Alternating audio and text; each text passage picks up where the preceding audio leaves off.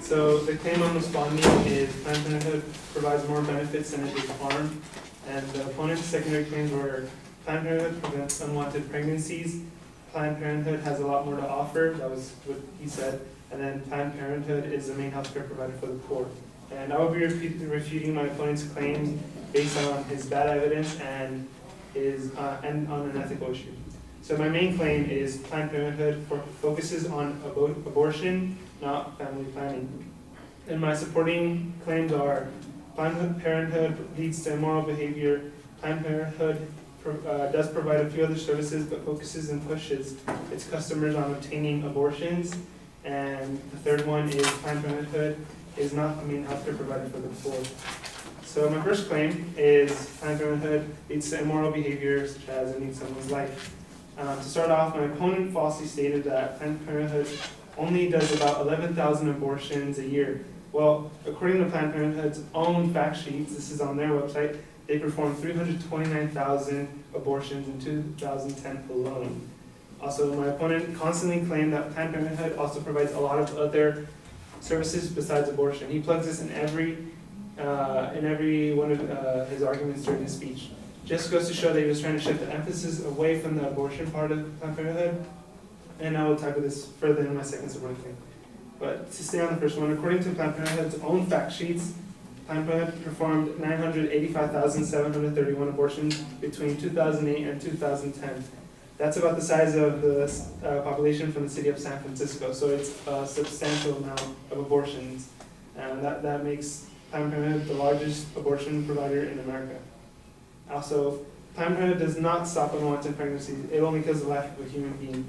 Something that has to be understood is the fact that Planned Parenthood itself doesn't focus on family planning or even prevention. Rather, it pushes a person to commit an abortion, which leads to my second supporting claim, which is Planned Parenthood does provide some other services, but the program is a gateway into abortion. And this is in response to my opponent's claim that Planned Parenthood has a lot more to offer. My opponent falsely stated that Planned Parenthood provides cancer screenings. Well, according to the Department of Health and Human Services, no Planned Parenthood facility is licensed to own mammogram machines, which mammogram machines are the ones that detect breast cancer. So how exactly does Planned Parenthood provide cancer screening to women? Also, according to my opponent, there are over 800 health centers that serve 5 million people nationwide. But what do? They surely don't provide anything but abortion if, according to liveactionnews.org, only 8% of Planned Parenthood facilities offer STD testing and parental care. The majority of clinics can't even offer these basic services. And the final nail in the coffin against the supporting claim that Planned Parenthood has a lot more to offer than just abortion, clinics all over the country are starting to rely on abortion, and Planned Parenthood clinics are starting to rely on abortion for income. In 2003, around 34% of clinics' income came from abortion. So you can only imagine since then, abortions have gone up, and also the majority of income that those facilities receive. My third claim is Planned Parenthood is not the main provider of healthcare to the poor. In response to my opponent's claim that Planned Parenthood is the main healthcare provider to the poor, that was probably the most ridiculous statement, because the largest provider for healthcare to the poor is Medicaid, which accounts for 75% of total expenditures from the government. The government releases $2.37 billion, and those 75% that was not going to Planned Parenthood, it was going to Medicaid. Another example of how little Planned Parenthood facilities actually help. According to Guttmacher Institute, in 2006, subsidized family planning services were provided at about 8,000 family centers.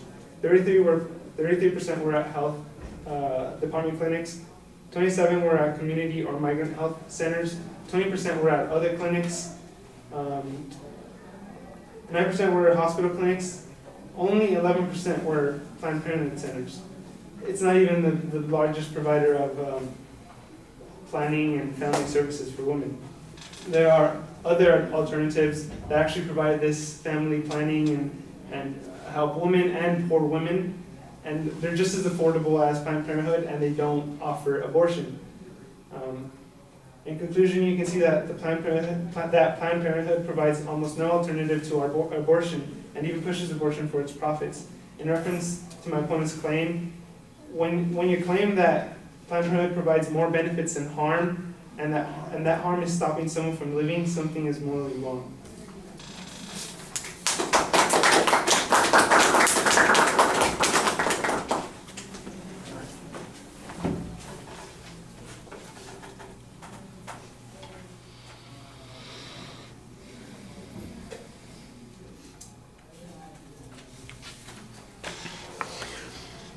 All right, well, I'm a little concerned both at the beginning and at the end where you drift off into the value argument. I do think you have an interesting way that you make that connection, because you sort of argue that this is a gateway to abortion, that they start off this way and it leads us to this particular conclusion. We don't really want to have an argument on the issue of fact concerning whether or not abortion is appropriate or just or fair or whether it's murder. Those are value issues that can be discussed in another context.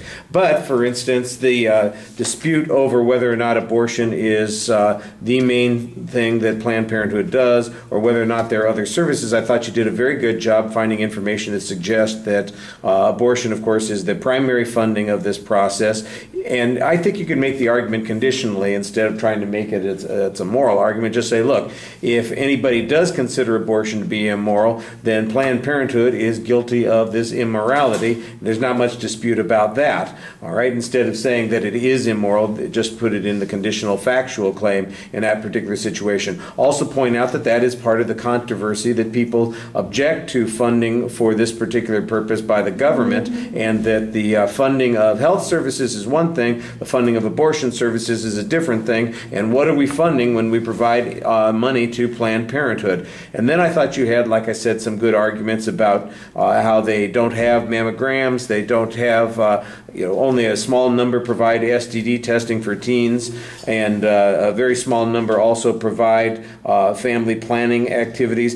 That one piece of evidence from the Guttmacher Institute, which by the way is affiliated with Planned Parenthood, lists all of the alternative places that people can get these things, and Planned Parenthood, at 11% of the time is where they're meeting these requirements, and 89% of the time all this other stuff is being provided. The Medicaid evidence that you had on that also applies to that. So I thought that those were good factual challenges to the advocate's argument about those alternatives, and you still just need a little bit clearer way of getting the abortion issue into the argument without turning it into a value claim.